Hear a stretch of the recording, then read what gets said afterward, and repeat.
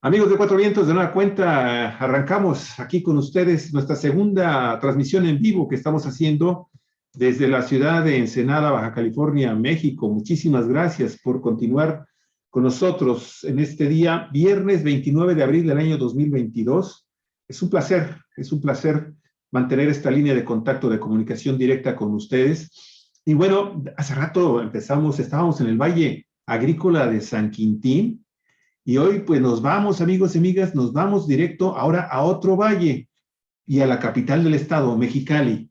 Fíjese nada más lo que son las cosas, las maravillas de estas tecnologías que nos permiten mantener programas como estos que eran inimaginables hace todavía 4 o 5 años. Bueno, en fin, muchísimas gracias por estar con nosotros desde La Resistencia en una segunda edición, porque se quedó pendiente un tema muy irrelevante con los maestros de Mexicali y de Baja California, amigos y amigas. Fíjense que desde hace 90 días, los maestros del sistema educativo de Baja California, pues se están realizando un plantón en el Palacio de Gobierno, allá en la capital del estado de Baja California, en Mexicali. Ellos están demandando el cumplimiento cabal de los pagos históricos de diversas prestaciones laborales para los maestros de la sección 2 del Sindicato Nacional de Trabajadores de la Educación, el CENTE, aquí en Baja California, y a lo mejor hay de otros maestros que también pues están siendo maltratados desde hace muchos años por parte de las autoridades estatales del gobierno de Baja California. Y para eso, pues el día de hoy contamos con la presencia muy estimada de dos profesores, Rebeca e Ignacio Gastelum Ruiz. Fíjese, Ignacio es egresado de la Escuela Normal Fronteriza de Mexicali en el año de 1973 y de la Escuela Normal Superior en Pedagogía, con especialidad en ciencias químico-biológicas y ciencias sociales, esto en el año de 1981. También es graduado de la maestría en formación docente de la Universidad Pedagógica Nacional, miembro del Comité Municipal de la Coordinadora Nacional de Trabajadores de la Educación, la CENTE, en la Delegación de Jubilados de la Sección 2 del Sindicato Nacional de Trabajadores, así como también del Grupo Diálogo de Trabajadoras y Trabajadores que precisamente están encabezando este movimiento allá en Mexicali. También es un participante constante en las luchas de resistencia, como por ejemplo contra la transnacional Constellation Brands, que ya se retiró, se está retirando de Mexicali, y también es miembro distinguido de las Resistencias Unidas en Defensa del Agua. Por otro lado, la maestra Rebeca Gastelum Ruiz, pues es integrante también del grupo de jubilados y pensionados de la delegación D41, que corresponde a la sección 2 del Sindicato Nacional de Trabajadores de la Educación. Es profesora normalista con 28 años de servicio, 1 en la ciudad de Tijuana, los 27 restantes en diversas escuelas primarias del Valle y la ciudad de Mexicali. Cuenta también con estudios de lengua y literatura en la Normal Superior de Tepic, Nayarit. Bueno, vamos a esperar a que se vuelvan a conectar porque pues, no se desconectaron. Sí. Bueno, nada más comentar que el tema que vamos a tratar con los maestros Rebeca e Ignacio Gastelum, pues tiene que ver con una lucha que parece interminable de los trabajadores de la educación, que después de haber entregado años y años a la educación, a trabajar para nuestros hijos, para los niños, para los adolescentes, en primarias, desde primaria, preprimaria, primaria, secundaria, algunos bachilleratos. Bueno, pues se jubilan después de décadas de trabajo y se jubilan y andan batallando, Javier, sí, para que vale. Les paguen la jubilación. Y se encuentran con que el dinero no saben dónde quedó, es desviado, el gobierno federal, desde los anteriores, dicen nosotros lo entregamos y lo entregamos puntualmente, los gobiernos estatales lo desvían a otras necesidades, a otras áreas. Casi siempre a nómina, ¿no? Pagar nómina. Sí, y los maestros se quedan batallando después de toda una vida de trabajo, tienen que andarse movilizando, realizando plantones cuando debieron estar disfrutando de su jubilación. En realidad andan en la lucha constante en las calles, en los bloqueos, en los plantones, para que se les pague lo que en ley, en derecho, en justicia les corresponde, porque a ellos sí les fue descontado religiosamente la cuota para su pensión, para su jubilación, les fue descontado siempre y a la hora de que necesitan ya que se les entregue ese dinero, no se los entregan o se los entregan no en salarios, sino en esto que llaman UMAS, las unidades de medidas, una unidad que se utiliza para hacer mediciones de pagos, pero que suele ser inferior que el salario mínimo. Que el salario, que sí se da en pesos y centavos, ¿no? Entonces, los maestros se sienten también, pues, un tanto decepcionados porque pusieron todas sus esperanzas, aparecieron acostados. Hay que corregir, nada más ponerlo, por favor, sí, horizontal para que tengamos la oportunidad de nueva cuenta de estar con ustedes. Pónganlo un poquitito. Ahí, con eso, así, con eso damos. Ok. Pues ya presentamos el tema general, ya comentamos de cómo toda una vida de lucha, de trabajo, años y décadas de trabajo frente al salón, educando a nuestros hijos, y de pronto, generaciones completas, ¿verdad? Y de pronto, ya cuando piensan que van a gozar de el jubileo de la jubilación, pues resulta que tienen que andar en las calles, en las manifestaciones, en bloqueos, pidiendo audiencia, viendo si los escuchan o no, escuchando promesas en campañas e incumplimientos ya cuando llegan al poder, aquí sea del partido que sean, ¿eh? Porque les ha sucedido con Francisco Vega, les sucedió mucho, les ha sucedido con el PAN, les ha sucedido con los dos gobiernos que van ahorita de Morena, que no les resuelven sus demandas y que además cuando les quieren pagar, se los quieren pagar no en pesos y centavos, sino en las famosas UMAS, ¿verdad? Que les hacen, ahí significa una merma, una pérdida de lo que les corresponde. Bueno, maestros, por favor, platíquenos qué es lo que está sucediendo, por qué se atora este problema, por qué no se lo resuelven y cómo se sienten ustedes también de andar en las calles cuando debieran estar disfrutando de su jubilación. ¿Quién quiere empezar? A ver, maestro Nacho. Yo quisiera empezar desde el contexto general de la educación.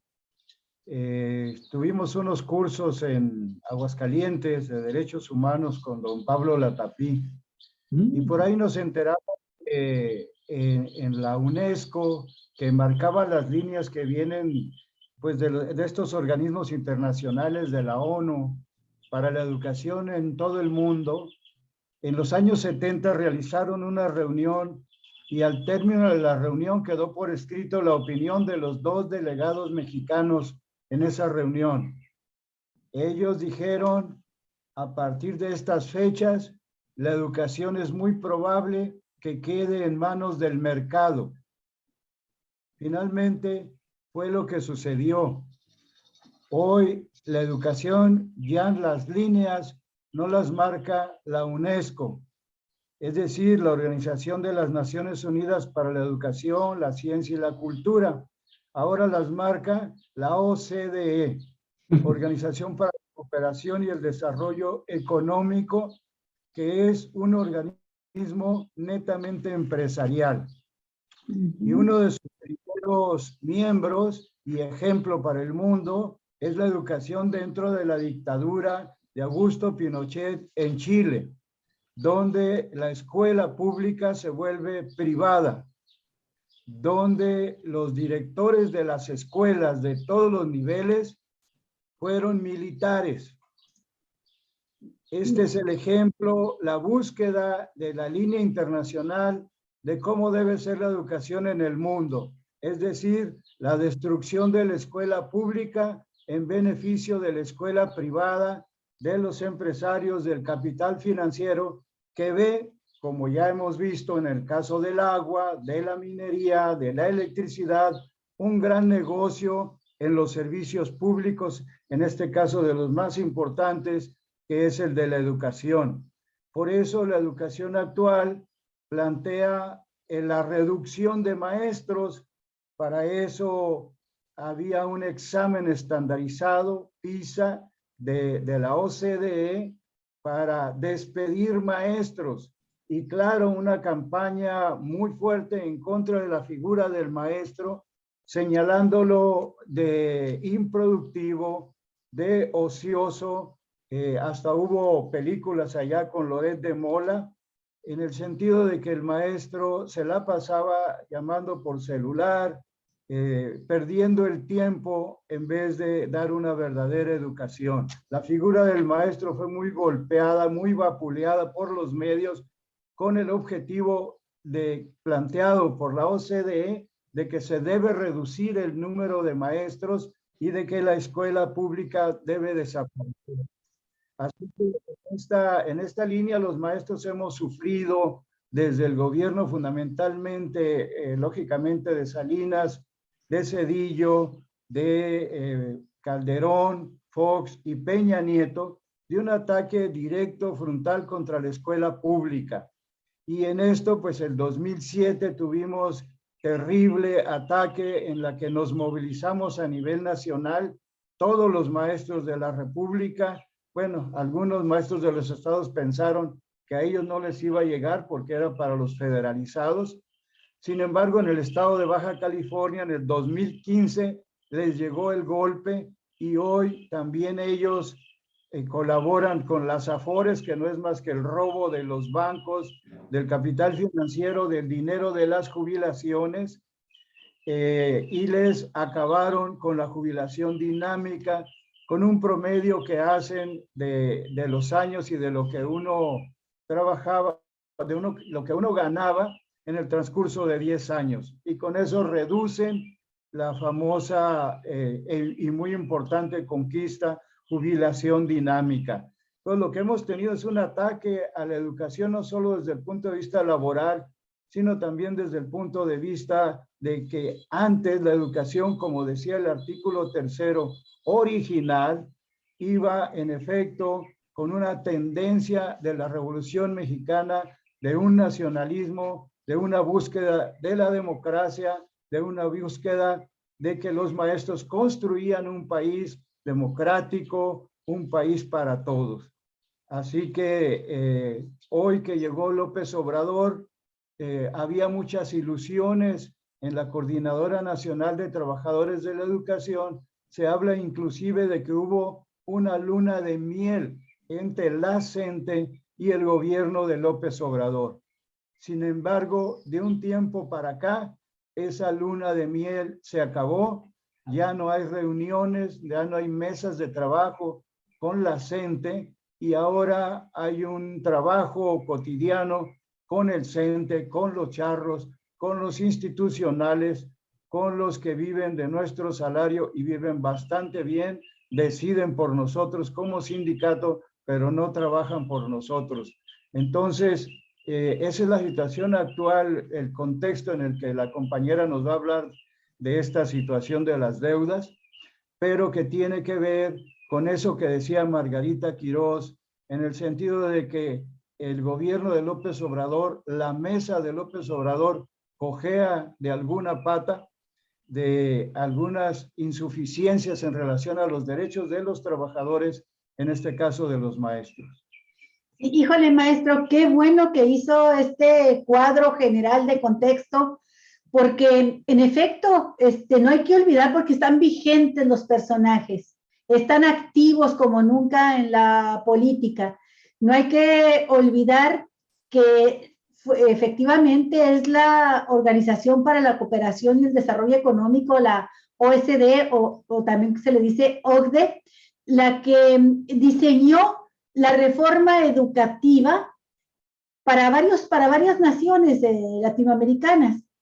Y en México escogieron a un personaje que se encargó de impulsar esta reforma educativa en el sexenio de Peña Nieto, y ese personaje es ni más ni menos que Claudio X González, que entonces apareció con una organización que se llamó Mexicanos Primero, Y aparecía un día sí y otro también en los medios de comunicación hablando de la necesidad de una reforma educativa que, y aquí empezaba a hablar mal de los maestros, que hiciera trabajar a los maestros, que los pusiera, que los obligara a que estudiaran porque estaban obsoletos, que se buscara la manera incluso de recortar el número de trabajadores de la educación, que combatiera pues al sindicato y no solo al Sindicato Nacional de Trabajadores de la Educación, sino particularmente a lo que conocemos como la CENTE, que es la parte organizada más combativa del gremio magisterial y que se llama Coordinadora Nacional de Trabajadores de la Educación, una corriente sindical dentro del CENTE. Entonces, este es el contexto y me parece interesantísimo porque en efecto, pues Claudio X González se constituye a partir de ahí en un personaje que liderea ahora a la oposición, liderea al PAN, al PRI, al PRD en esta coalición electoral que se llamó Va por México y que pues han estado oponiéndose a todo lo que propone el gobierno de López Obrador. Bueno, gracias maestro por esa intervención. También por mencionar que todo esto se origina en Chile después del golpe de Estado con al doctor Salvador Allende, que lo derrocan y lo matan, y que se queda la dictadura de Augusto Pinochet, y que además en Chile se han levantado grandes movilizaciones de jóvenes y maestros para cambiar de nuevo este sistema neoliberal que impuso Pinochet, y están ahorita en un proceso de elaborar una nueva reforma. Y aquí en México, López Obrador prometió echar atrás la reforma de Peña Nieto, que no fue precisamente educativa, sino laboral, pero les quedó a deber. Y en esto que les queda a deber, pues sí, maestra Rebeca, explíquenos qué es lo que queda a deber, qué es lo que están ustedes planteando, en qué consistieron las ilusiones, las esperanzas, los acuerdos quizá a los que habían llegado ya con el gobierno de Andrés Manuel, que les llevó a esta luna de miel y que hoy está pues casi en plan de que se quieren divorciar. A ver, maestra, platíquenos, por favor. Sí, más que quererse divorciar, ya estamos divorciados, ¿verdad? Porque las nuevas posiciones en cuestión de educación, pues para nada benefician al trabajador. Está ahí el UCICAM, la implementación de la UMA, las AFORES, el tope salarial, la Ley Superior de Educación, ¿verdad? Que aparentemente van a tener educación todos los jóvenes que deseen hacerlo, que deseen ingresar a una universidad, pero finalmente hay que ver las letras chiquitas, eso si hay presupuesto, si la universidad puede hacerlo, si no, pues igual quedan los rechazados y entonces no cambia la situación, no cambia. En el caso específico del plantón que tenemos aquí en la ciudad de Mexicali y que ya hay otro en Ensenada, hizo crisis una serie de demandas, ¿verdad?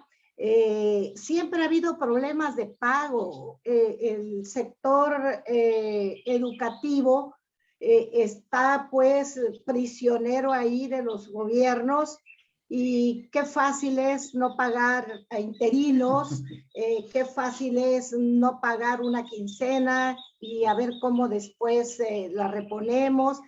Siempre ha habido eso, pero a raíz del gobierno de Kiko Vega, eso hizo una crisis tremenda, porque en el último periodo, en el 2019, se desapareció el seguro plan de beneficios. Se quedaron con el dinero de las cajas de ahorro. No pagaron finiquitos, pago póstumo, en fin, toda una serie de violaciones no jubilan exactamente. Todo eso en el periodo de Francisco Arturo Vega de la Madrid. Al llegar Jaime Bonilla a la gobernatura del estado de Baja California, pues también se pensó que era la cuarta transformación, era el no mentir, el no robar, el no traicionar. Llegó cobijado con el manto de López Obrador y de Morena, así es que tuvimos ilusiones en que se iban a arreglar todos esos problemas. Sin embargo, no solo no se resolvieron, que se agudizaron y siguió quedándose funcionarios y toda la camarilla ahí de gobierno de los dineros de las cajas de ahorros, de finiquitos, de jubilaciones, de pago póstumo, de interinos. Quiero explicar un poquito lo de cajas de ahorros, sí, porque en el estado hay aproximadamente como 300 cajas de ahorros. En ellas, pues, los maestros activos o jubilados autorizamos para que se nos descuente. Pasa por el cheque, se elabora en gobierno del estado, se hacen esos descuentos que el maestro solicita y debe entregarse a las cajas de ahorro, a los administradores de las diferentes cajas de ahorro. Sin embargo, no fue así. Empezaron a retener ese dinero, esos descuentos. Un dinero retener es decirlo muy decentemente, ¿verdad? Se robaron ese dinero. Se robaron las cajas, los ahorros de los maestros. Sí. Entonces, los que teníamos, porque hay dos modalidades, te hacen un descuento a través de los federales de tu cheque del 22% que otorga gobierno del estado, o una inversión que te da un rendimiento anual. Todo eso se redujo, se apropiaron de ese dinero. Jaime Bonilla hizo lo mismo. Obviamente que los administradores de las cajas de ahorro, pues no quieren perder ese negocio y bueno, pues saber con quién hablo, qué carta envío, a dónde me dirijo, de manera sin llamar a los socios de las cajas de ahorros. Además, hubo otra situación de pandemia, ¿verdad? Que obligó a recluirnos y a no participar para estar exigiendo que se nos pagara. Llega la gobernadora Marina del Pilar, también de Morena. Ella parece que ya no está haciendo esa apropiación de dinero que no le corresponde, pero esos pagos atrasados, nadie se hace responsable. Nadie se hace responsable. Nadie responde. Bonilla aseguró que iba a enjuiciar a Kiko Vega, que le iba a confiscar bienes, que se iba a pagar todo lo que se debía, e incluso hizo declaraciones muy mentirosas diciendo que nada se le debía al magisterio. Nada más falso que esas declaraciones del señor Jaime Bonilla. Entonces, todavía se debe ese dinero a cajas de ahorros, el seguro plan de beneficios, que eso lo tiene la sección 37. Las cajas de ahorros son tanto de federal como estatal. El plan de beneficios, ese seguro es a nivel de trabajadores de la educación estatales. Ese lo desapareció también el señor Kiko Vega y desde el 2015 que no se paga.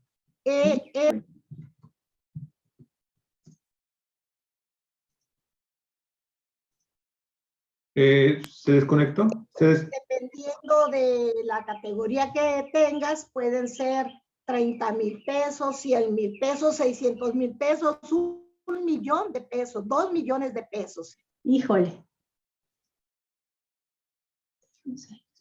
No.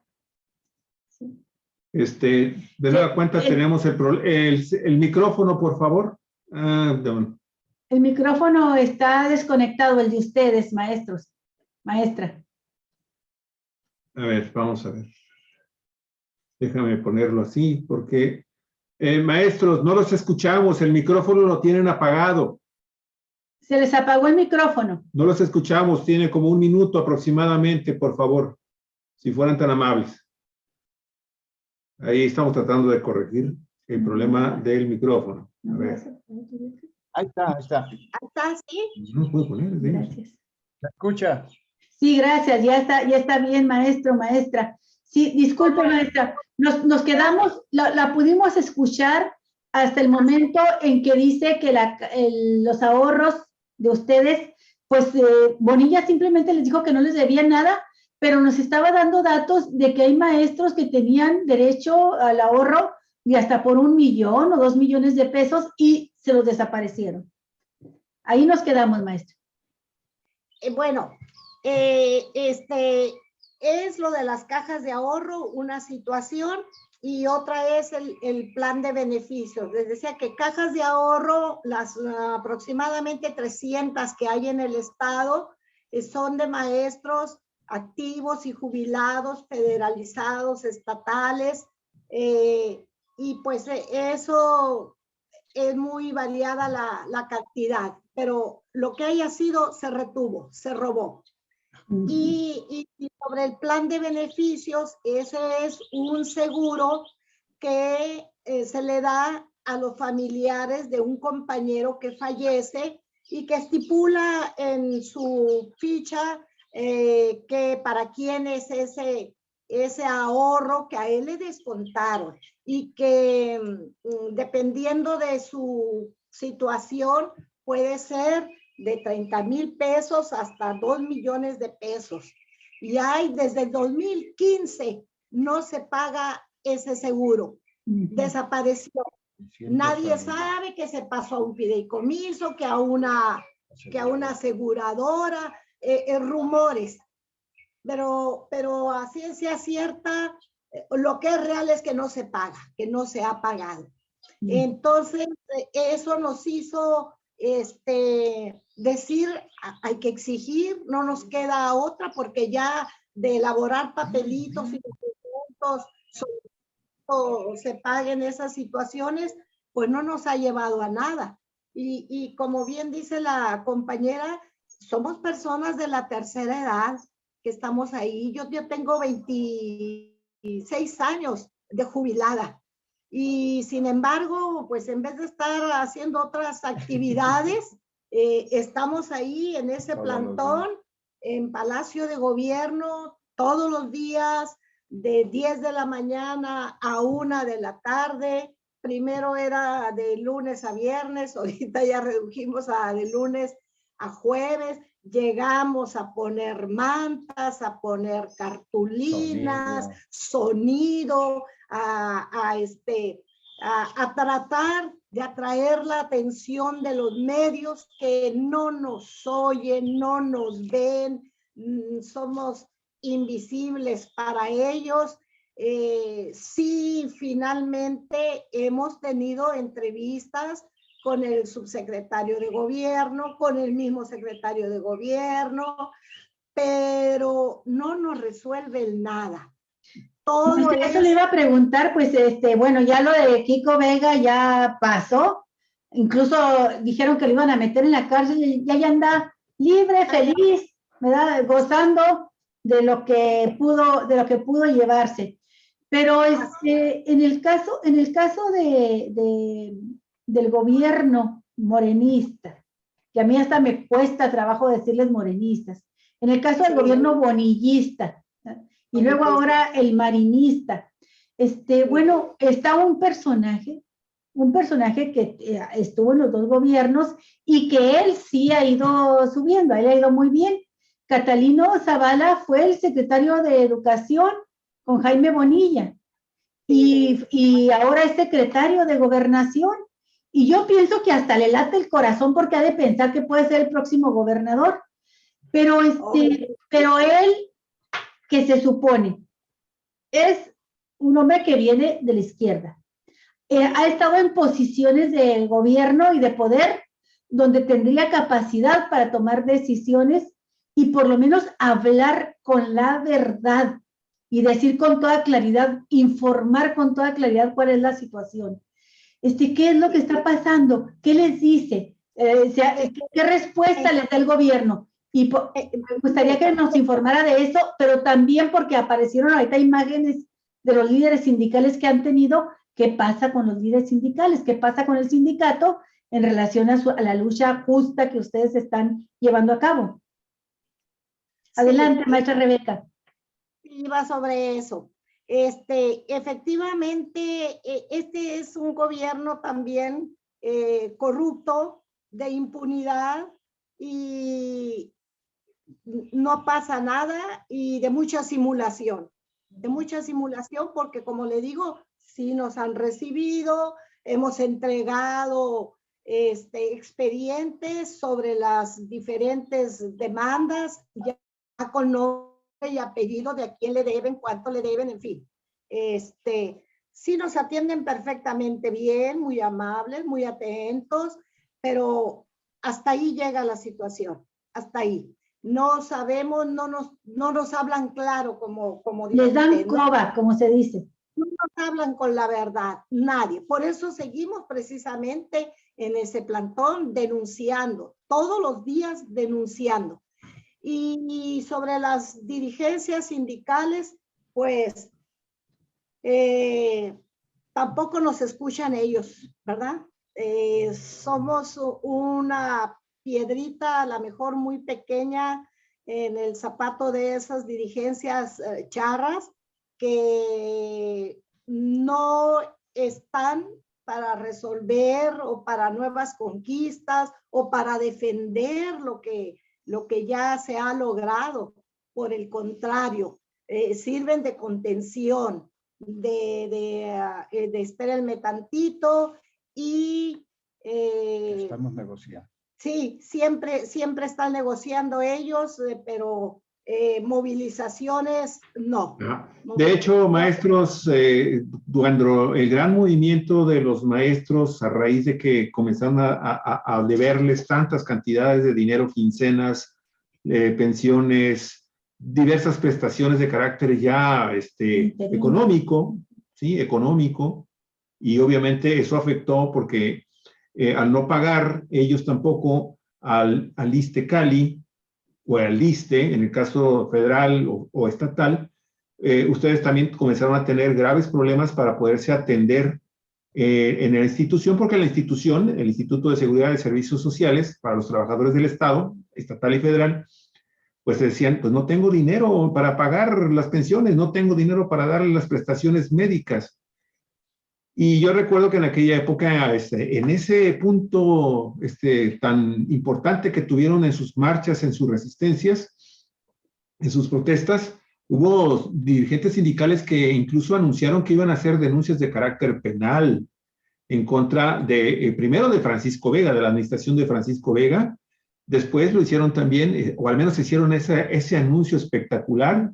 Ahí sí hubo medios de comunicación que cubrieron a los líderes sindicales, de que también con Jaime Bonilla se iban a presentar este tipo de denuncias penales, de carácter penal. Incluso tengo entendido que no sé si recuerdo si le fue la sección 37, la que acabamos de ver a la dirigente, creo que incluso lo iban a hacer a través del departamento jurídico del propio sindicato. En la sección 2, maestros, ¿qué sucedió? Se presentaron, aparte de las protestas, se llegaron a formalizar denuncias de carácter penal. Ya aquí, ahora, es bien interesante decir que como ustedes pertenecen a la sección 2, que es decir, educación federal, ¿sí?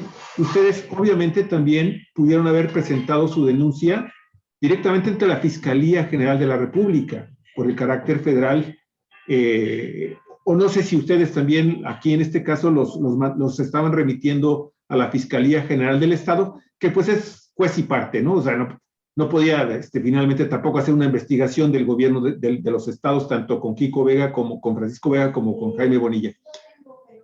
¿Qué ha sucedido en el tema de las denuncias de carácter penal? ¿Se presentaron, maestros? ¿Cómo van?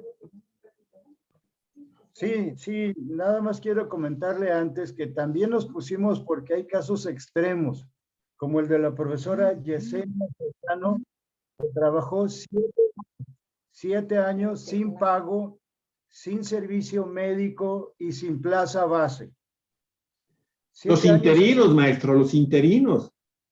es Sí, una interina. interina. ¿Cuántos interinos ha habido Uy, de 5, de 4, de 7 años que no le pagan y que mejor se van? Mejor se van y buscan trabajo en otra parte. Se tiene que así es, mantener la familia. claro. Entonces, por esos casos extremos estamos ahí. Por los 40 maestros fallecidos de la Caja de Ahorro CAMAC, que no se resuelve desde hace 7 años y dicen que está blindado los administradores, pero para nosotros blindado quiere decir que repartieron dinero. Sí, ¿Por están qué? Pues protegidos de alguna forma también. no definen los jueces. Entonces, se le pidió al gobierno del estado una fiscalía especial que no se corrompiera y que llevara finalmente justicia a estos compañeros nuestros federales jubilados que metieron su dinero, todo su dinero de sus jubilaciones a estas cajas de ahorro y que simplemente les dicen desapareció y confórmate y ya ni modo. No puede ser. Por eso estamos ahí en el gobierno del estado y hemos tenido en efecto pláticas una y otra vez. Muchos maestros no asisten porque se confían en los abogados, como usted dice, de que los abogados van a resolver. Para jubilarse, a muchos se jubilan por medio de abogado, pero tiene que dar uno el 20% o más de lo que le pagan cuando se jubila, como por los servicios prestados por ese abogado, lo cual es incorrecto porque la ley dice del ISSSTE-Cali que uno tiene derecho a jubilarse después de los 30 años. Así Aunque de fácil. ahora las próximas jubilaciones ya van a los 65 años.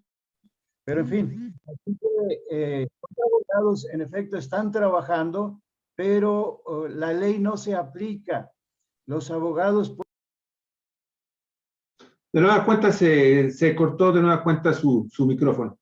Sigue apagado, por favor, si fuera tan amable, ¿eh? Queremos agradecerle mucho. De nueva cuenta tenemos problemas. Ahí está. Sigue apagado el micrófono, maestros, disculpen. El micrófono es el que tienen apagado. Ahí está, ya. Ilusiones. Hay muchas ilusiones en el trabajo de los abogados. Sin embargo, se han contratado a muchos abogados en el último periodo por las sumas. Por ejemplo, el sindicato, la sección 2, nos dijo que ellos iban a poner a trabajar a sus abogados. Pero después de un tiempo nos dijeron que siempre no, que cada quien escogiera a su abogado particular. Y en la asamblea yo recuerdo que los maestros dijeron, ¿y entonces para qué sirve el sindicato? ¿Para qué nos quitan tanta cuota? Millones de pesos, ¿para qué?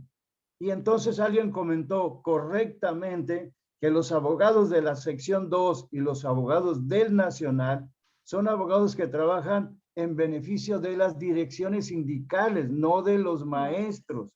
No, pues, así, pues muchas gracias, compadre, por su apoyo, pero pues así no vamos a ningún lado. Así es. Sí, definitivamente eso se tiene que resolver. Por eso yo les comentaba, independientemente de sindicatos y de autoridades, si ustedes como maestros, por ejemplo, en ese plantón, no han visto la posibilidad de presentar una denuncia ante la Fiscalía General de la República, pues es que esto parece ser que es un fraude, parece ser que esto finalmente también pues es un peculado porque están desviando dinero público. Vaya usted a saber para qué demonios, porque a final de cuentas el gobierno federal, y hablo del gobierno federal porque la sección era la que ustedes están, es federal, la sección 2 del Sindicato Nacional de Trabajadores de la Educación, pues se cansa de decir que siempre le ha entregado con oportunidad y a tiempo y en cantidad suficiente las partidas presupuestales para que se cubran todas las prestaciones laborales de los trabajadores de la educación. Pero pues en la práctica sabemos que al menos desde Francisco Vega de la Madrid, pues esto no sucede. Maestra. Sí, el gobierno de Marina del Pilar en el mes de enero fue que solicitó, o en diciembre, solicitaron un préstamo de 2.589 millones de pesos, supuestamente para el pago de los adeudos atrasados. Así es. El Congreso autorizó a un grupo local, pero no se le pagó, esos adeudos no se pagaron, se usó para gasto corriente, porque pues no había ni para pagar los salarios, y para eso se utilizó, cuando que ahí pues era Bonilla el responsable y debió de haberse actuado de manera legal en contra de él. Entonces, bueno, se pagaron esos adeudos. Pero es que si demandan, maestra, nada más permítame para subrayar esto, si demandan a la gobernadora, tendrían entonces que demandar también a su secretario general de gobierno, porque todas estas tramposadas se cometieron precisamente cuando Catalino Zavala, un eterno chapulín del poder legislativo, un eterno chapulín que brinca de un partido a otro, un auténtico chapulín que va de un puesto público al Congreso del Estado, ¿sí? Que de izquierdista tiene lo que yo tengo de zapatero, pero bueno, a final de cuentas, sería también demandar a este personaje que actualmente ocupa un alto, el segundo alto más alto, el segundo cargo más alto después de la gobernadora del estado. Entonces, por eso yo creo, maestra, perdón, la interrumpí. Adelante. No, le comentaba que hoy nos dicen que el gobierno federal va a mandar una partida especial de más de 1.500 millones de pesos para el pago de esos adeudos. Ahora sí. Será, no sé, nosotros no estamos ya confiando en nadie y hasta no ver, no creer. Maestra, obviamente, de nueva cuenta, entonces estamos ante un peculado, porque hasta donde sabemos, ese préstamo de 2.300 y tantos millones de pesos los etiqueta y los aprueba como endeudamiento público el Congreso de Baja California con una base jurídica que lo etiqueta automáticamente ese recurso para los fines para los cuales va a ser contratado, que es, hasta donde sabemos todos, el pago a los maestros de lo que se les debe. Sí. Y ahora obligan a esta nueva partida. El erario, a final de cuentas, es beneficioso y ahí es siempre hay dinero de más para cubrir todas estas marrullerías, cuando menos, por decirlo menos, de estos gobernantes, que pues a final de cuentas podrán ser bonillistas, marinistas, como se le quiera decir, pero finalmente el partido Morena los avala, como porque los presenta como sus candidatos. Aquí sí no hay ni para dónde hacerse. Pero hay una cosa muy interesante, finalmente, maestros. Ese endeudamiento o ese adelanto de partidas presupuestales o ese dinero adicional que le entrega el erario a través de la Secretaría de Hacienda al gobierno de Baja California para que cubra lo que se supone debió haber cubierto en enero, febrero de este año, ¿sí es realmente lo que se le adeuda a los maestros en Baja California? Ese 1.200, 1.300 millones adicionales.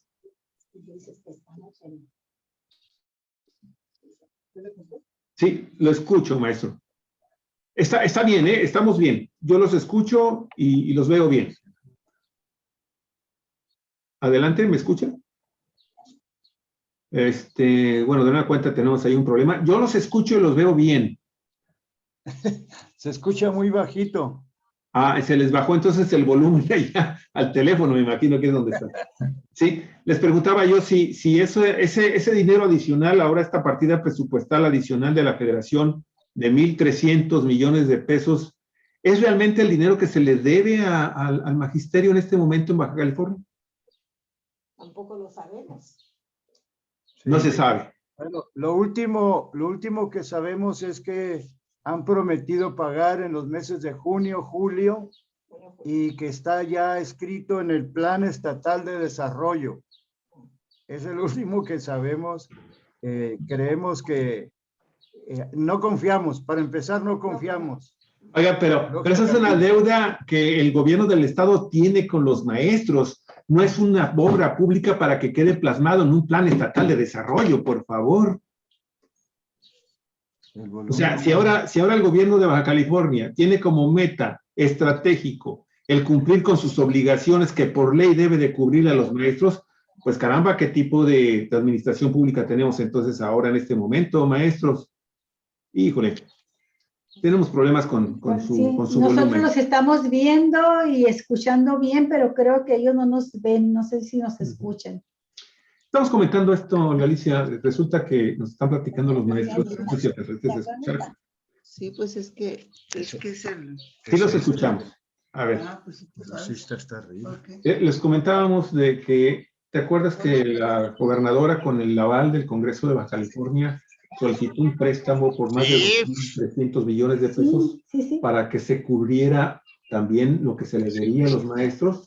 ¿Sí? Y finalmente se utilizó para pagar nómina. Eso es lo que es la información sabemos, que tienen. sí. Y ahora, pues eso obliga a la Secretaría de Hacienda a establecer una nueva partida especial por más de 1.300 millones de pesos para pagarle lo que se supone debía, ya se había cubierto, lo que se debió haber pagado con eso. ¿Cómo ves? Sí, porque además, bueno, lo que decíamos hace un momento, por parte del gobierno federal, yo me acuerdo que lo dijo el presidente Peña Nieto, pero luego lo ha dicho también de manera reiterada el presidente López Obrador. O sea, todo lo que el gobierno federal tiene que dar para educación a los estados se ha entregado y se ha entregado puntualmente. Así es. Y entonces, bueno, uno se pregunta, ¿y entonces dónde está el problema? O sea, no es algo que les deba la federación. Por eso también me llama la atención cuando dicen, pues estamos ya divorciados del gobierno federal, pero cuando hacen las cuentas, cuando nos dicen qué se les debe, por qué se les debe, pues ya recae en el Estado. Así es. Sí, y entonces el Estado les dice, no les debemos nada. ¿En qué momento pasaron de reconocer que había un rezago de deuda con el pago de varios conceptos que le debían a los maestros, principalmente a los maestros jubilados? ¿En qué momento pasaron de decir, no, ya no les debemos nada tampoco? Entonces, lo que estoy escuchando hasta ahorita suena kafkiano. Sí, o sea, suena absurdo, totalmente como una historia de terror de este escritor Kafka, la que dice uno, bueno, y entonces, ¿qué van a hacer cientos, miles de maestros que, como nos explicó la maestra Rebeca Gastelum, pues ellos pagaron a tiempo, les descontaron sus cuotas, claro. Les descontaron sus cuotas, les descontaron sus aportaciones para el fondo de ahorro o las cajas de ahorro, como le llaman. ¿Quién cometió fraude? Eso es lo que yo comento también, eso dinero? Es un fraude, Galicia, porque definitivamente toman el dinero que se supone es para y aparte de desviar los recursos, que eso es cohecho, tú lo sabes. Y si en un momento determinado están configurados dos delitos, no sé si alcanzas a escuchar, el sindicato, finalmente los sindicatos se convierten también en cómplices de estos delincuentes, porque le niegan a los maestros y se abstiene el sindicato de presentar denuncias, porque finalmente el área jurídica del sindicato, pues dice, no, mejor yo voy a hacerlo, pasan los meses, y al ratito, ¿saben qué? Pues mejor presenten ustedes directamente sus denuncias de carácter penal. Sí. Es realmente indignante lo que está sucediendo en Galicia, y todo con un manto de impunidad tremendo hasta el momento. Sí, y a mí hasta este momento, aunque he estado distraída por atendiendo otros asuntos, Javier, pero lo que me deja es una enorme confusión. Así es. ¿Sí? Mira, hemos tenido una serie de problemas de carácter técnico con la transmisión en Mexicali, lo tuvimos también con la gente de San Quintín. Esperemos que pudieran ellos retomar de nueva cuenta su conexión, y yo creo que lo más correcto va a ser tratar de buscar que ellos de alguna forma resuman la problemática y que nos vayamos ya al corte del programa, porque no tiene caso estar así con estos problemas de carácter técnico que se están reiterando. Yo de plano, pues yo ya suspendí acá la computadora, esperando que pudiéramos mejorar un poco. Lo tuvimos, pero hay algún problema ahí que les está de alguna forma obstaculizando el poder regresar al programa a los maestros.